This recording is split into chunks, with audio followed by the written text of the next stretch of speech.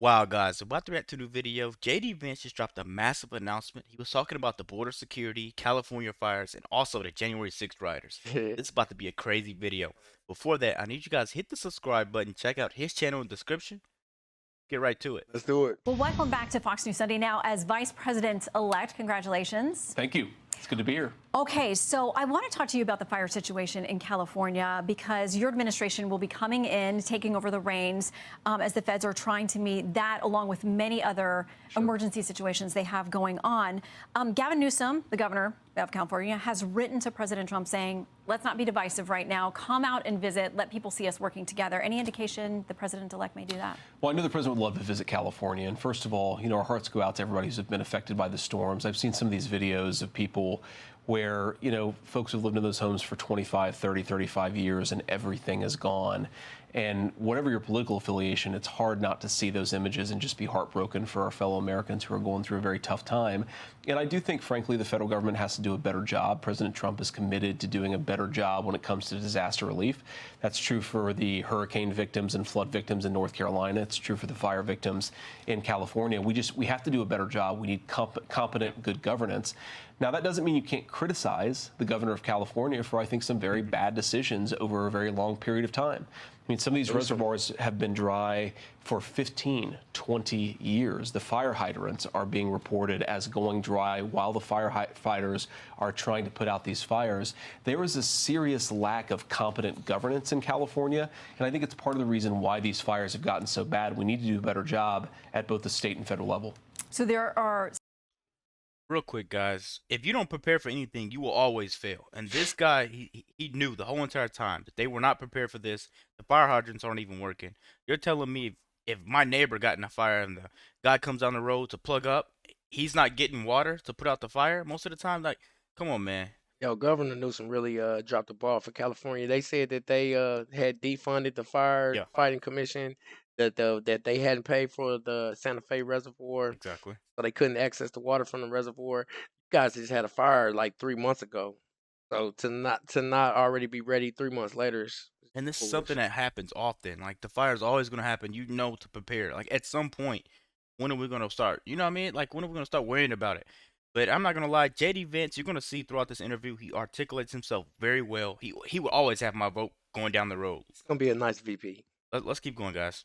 It's good to have a VP also. active VP. That can answer questions. That Like, part. come on, he's been in countless interviews. Hit the subscribe button. Let's keep going, guys. Skeptics who worry about what the administration will do when it comes to handing out aid to California. They're citing back to something that the president-elect said in September when he said we won't give him money to put out all his fires.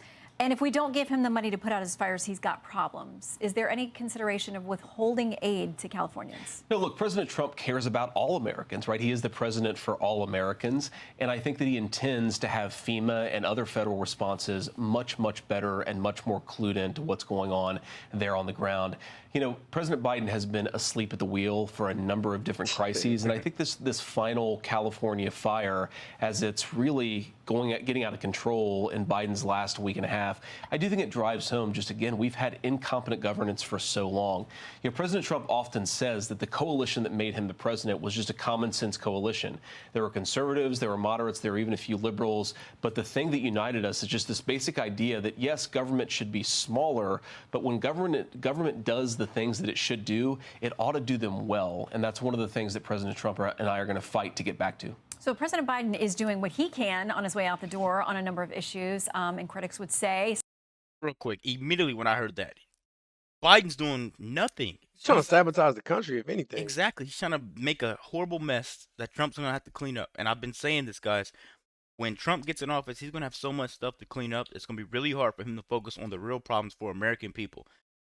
This guy's causing as much havoc as he can before he leaves. It's like a toddler at this point, just throwing a little hissy fit. Right. I hear this week he's even rearranging foreign policies. Yep. He's trying to already stop the plans that Trumpito is making for the future already ahead of time.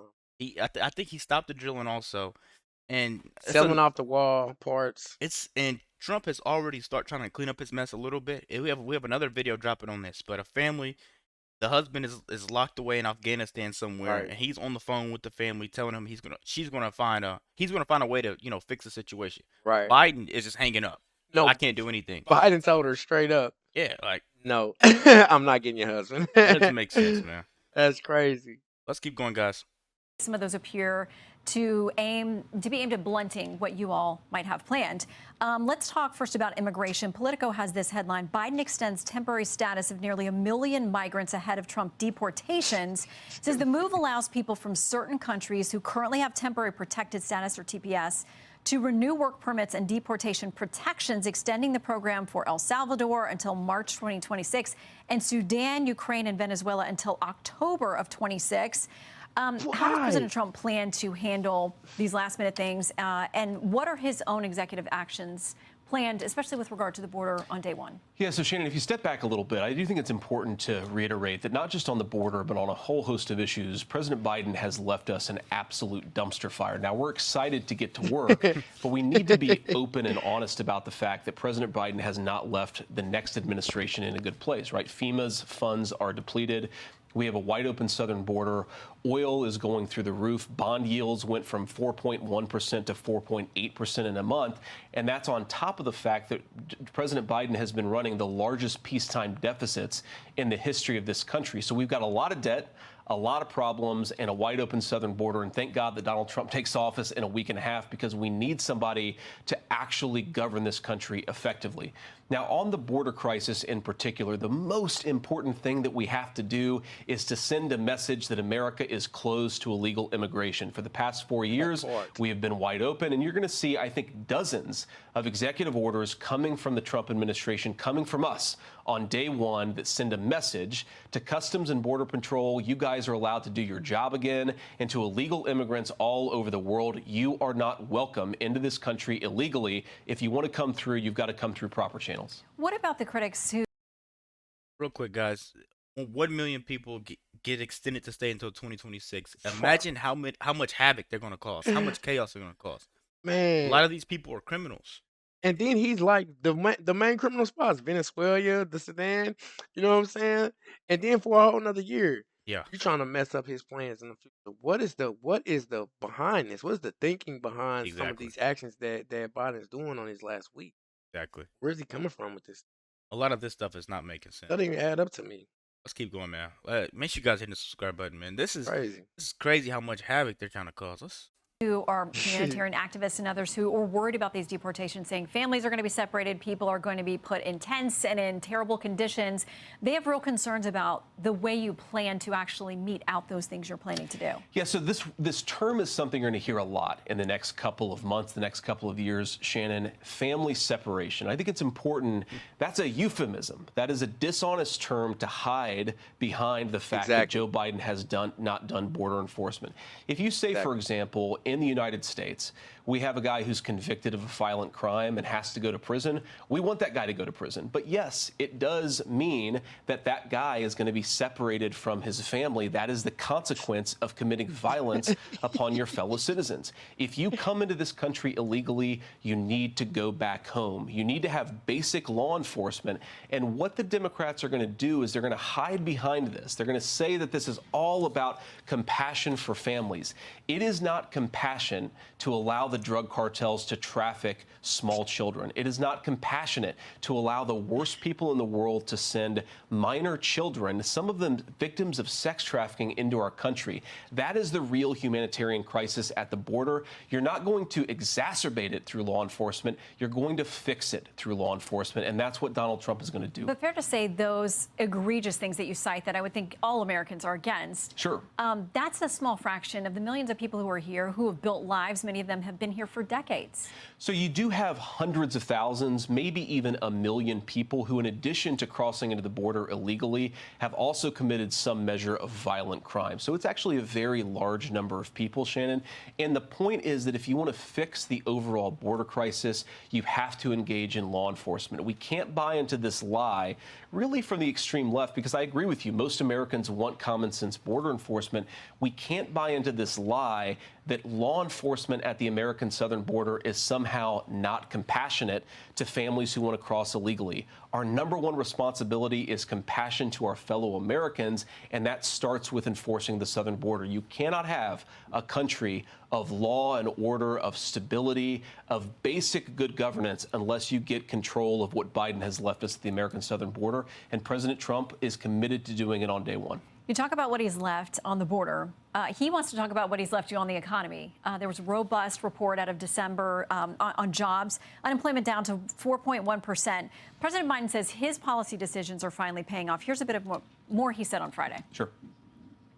After decades of trickle-down economics that primarily benefited those at the very top, Kamala and I and our administration have written a new playbook that's growing the economy from the middle out and the bottom up that benefits everyone.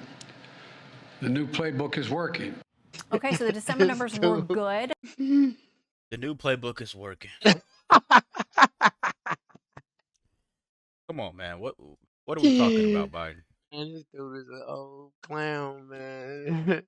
I don't know, man, but the scripts they're giving this man is crazy. I can't believe that he was voted. He wasn't. I can't believe that we made him president. We didn't make him president, did we? Dude? I'm not gonna lie, man.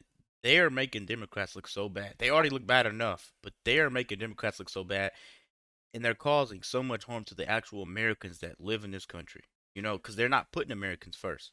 They're not. Because you're basically telling me if I go out and break the law and I'm with my kid or something, and they take my kid away from me, I could say, "Oh, you're separating me from my family." Nah, you can't say it. But if you was breaking into the country, then you could say that. That doesn't even make You know what I'm sense. saying? Which we want a better life. Oh, I was breaking in next door to feed my family. You're separating me now from my family. Like, come on, man. I mean, and just going into the new office, into the new presidency, already trying to sabotage the president, it just lets you know how the Democrats that's already still in office are going to do when it like comes to this committee hearing Exactly. they're about to have. You know what I'm saying? It's still a couple Democrats that they need to get Pete Hegseth Yep. in, to get Robert Kennedy in, to get Tulsi Gabbard in. Yep. And they saying that Marco Rubio, he's probably gonna get in the committee, but Pete Hegseth said he might not. And with so many distasteful Democrats in the House, that committee hearing might not go through. So this is just a sign of how unbipartisan these Democrats are. They're not trying to work. They're not trying to work together with the. They don't care about the country, man. The only thing they care about is filling their pockets up. Yep, and paying their constituents. Yep. Let's keep going, guys. What kind of credit do you give him? Well, look, first of all, I wish Joe Biden all the best, but the fact is he has left us dumpster fire, not just at the border, but also with the economy. First of all, we know that prices are way too high for many Americans. We have to work every single day to stabilize prices for American families. But Shannon, everything that he's bragging about ignores the fact that he has added trillions and trillions of dollars to the federal debt during a time of peace. He has left us with bond yields, meaning how are we going to finance that debt? We have to sell Treasury bonds. And the Treasury bonds have gotten more expensive because of Joe Biden's policies. So you go issue after issue. Oil prices are now shooting through the roof in the final 2 months of Joe Biden's administration, in part because of decisions that Joe Biden has made over the last few weeks. He actually hasn't left the American people in good economic condition. That's why they made Donald J. Trump the president-elect of the United States. So we've got a lot of work to do. I remain fundamentally, and you know this, Shannon, I'll always be an optimist about our country, but I think that optimism has to start with a bit of realism. And the real truth is that Joe Biden has left us a dumpster fire. Donald Trump is going to have to put it out, but he's good at doing that. Okay, we're going to try to get through. Real quick, guys. You know, Biden made history. You know, he actually set the record for the most debt ever by a president. American president ever. In a single presidency. $5 trillion. $5 trillion. He added that, you know, but he made the economy better. Yeah, we're at 33 trillion in the negative right now. Yeah, horrible. Come on, man. Let's keep going, man. This is crazy. January 6th is coming up, I could tell. Come on. Through a lightning round so I can get to a few more things Please. with you. January 6th pardons, President Trump says there's Yep. a process. Where is the line drawn on who will and wouldn't be considered for a pardon? I think it's very simple. Look, if you protested peacefully on January the 6th and you've had Merrick Garland's Department of Justice treat you like a gang member, you should be pardoned. If you committed violence on that day, obviously you shouldn't be pardoned. And there's a little bit of a gray area there, but we're very much committed to seeing the equal administration of law. And there are a lot of people, we think, in the wake of January the 6th who were prosecuted unfairly. We need to rectify that. Guys, just that January 6th thing, I hope Trump pretty much frees everyone that was involved, because Right. those people were there protesting. You had some people in the crowd that weren't supposed to be there. I can't say what they were because YouTube won't allow me, but we know those people weren't supposed to be there. And they weren't MAGA supporters. No, they definitely weren't MAGA supporters. Let us know what you guys think about this long video, actually. Be sure to check out his channel description. We out.